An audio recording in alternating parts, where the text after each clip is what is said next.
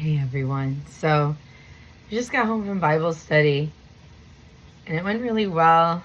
I have a lot on my to-do list today and I was so hungry. I realized I hadn't eaten since like yesterday at lunch and now it's today at lunch.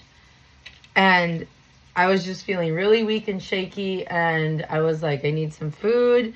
I need to re-energize, and I can keep going. And I was in survival mode. I was feeling stressed and pressured, and I could see all the details, and everything was just so much. And I knew man does not live on bread alone, and I knew I didn't just need food. I needed Jesus food. I needed to feed my spirit, and I stopped and I said, Jesus, what do I need? And he said, take a breath and be still. And I took my glasses off and I just took a breath. Very nearsighted. I think that's the word for it. This is where I can focus. Anything farther than this is blurry for me. And one thing that I've been learning is Jesus didn't design my brain to see details. He didn't design me to be able to know everything, to see everything, to comprehend it all. He designed me to only see a little bit at a time. And what's right in front of me, not everything else. And so when I wear my glasses, I see more than my brain was designed to process. And it can be very overwhelming and overstimulating and beautiful all at the same time. Being able to see the details of the trees' leaves instead of it being a green blob in the sky, as one of my friends recently described it. Hang on, I think I need... No, they good. And taking off that ability, I started washing the dishes and just breathing and letting go of the details. And I'm like, Jesus, if I miss a spot on this dish, I pray that you cleanse it and you clean it and you make it sanitary, because all of this is just an illusion. I have no control.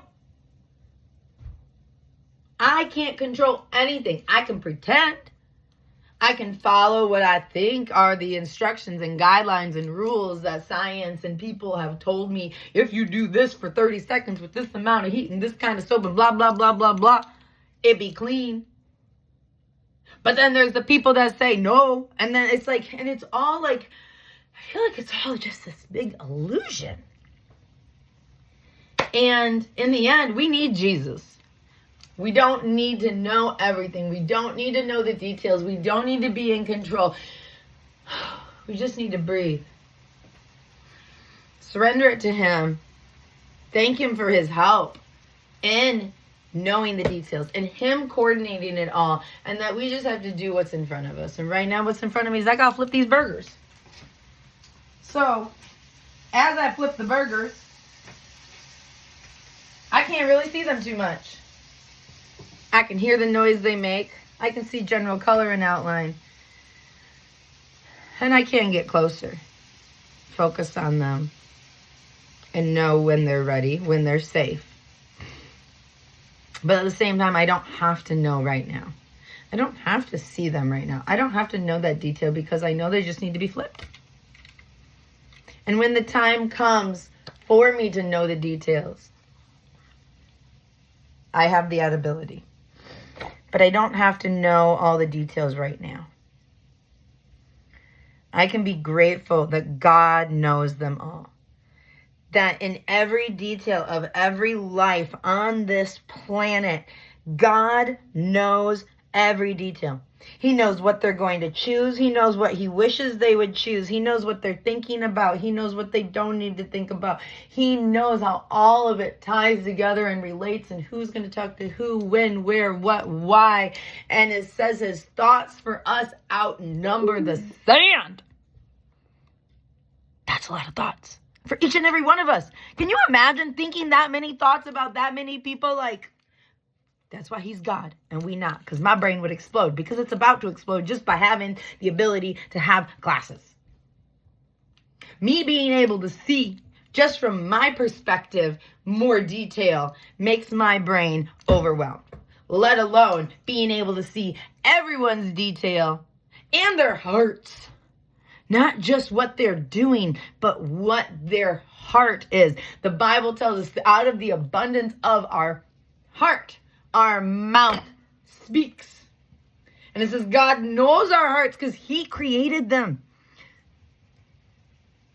He can give you a new heart if you so desire.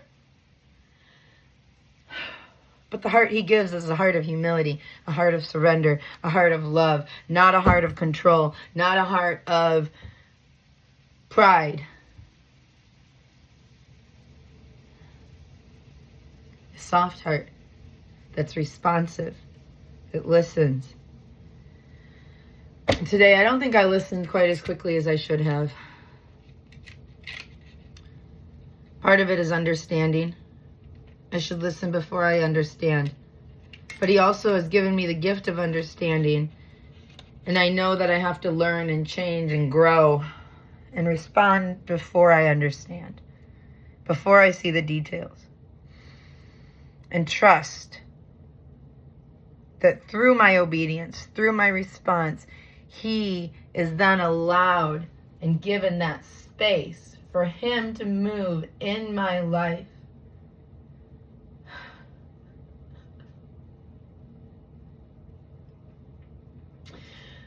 Give him space to work.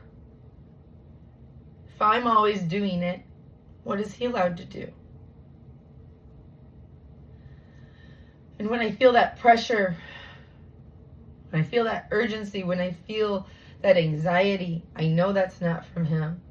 So I know it's time to step back, to give him space, to work in my heart, to work in my life.